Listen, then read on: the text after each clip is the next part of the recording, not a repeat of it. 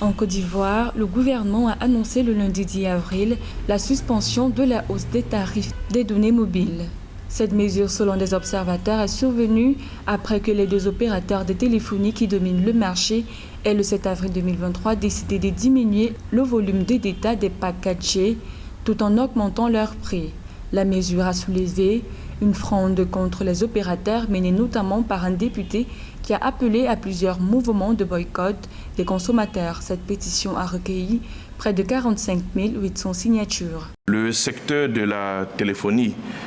connaissait une rude concurrence entre les différents opérateurs, ce qui avait créé une forme donc de chasse, je dirais,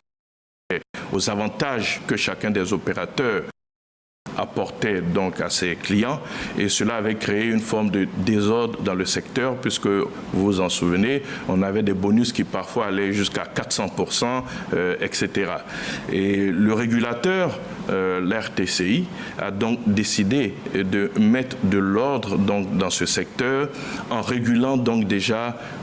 le secteur donc je dirais des avantages qui étaient accordés donc aux différents consommateurs. Dans un Digital Report 2022, l'agence internationale We Are Social et Hootsuite a estimé à 36,3% le taux de pénétration d'Internet en Côte d'Ivoire.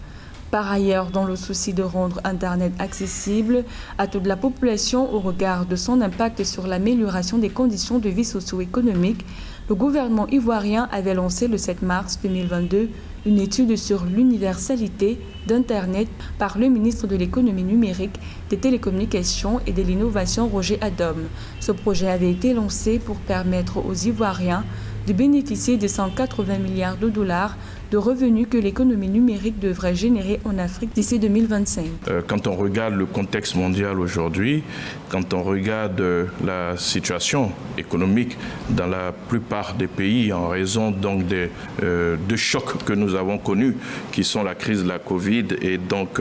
la guerre russo-ukrainienne, une augmentation, quelle qu'elle soit, peut paraître inopportune. D'après Amadou Koulibaly, le ministre ivoirien de la communication, le marché d'Internet est marqué par une rude concurrence qui s'est traduite par une chasse aux avantages dans le secteur de la téléphonie et connaît une forme de désordre. Pour le ministre de la communication du pays, le défi sera donc de trouver un équilibre pour le secteur de la téléphonie qui connaît une tendance baissière tout en prenant compte des intérêts des Ivoiriens.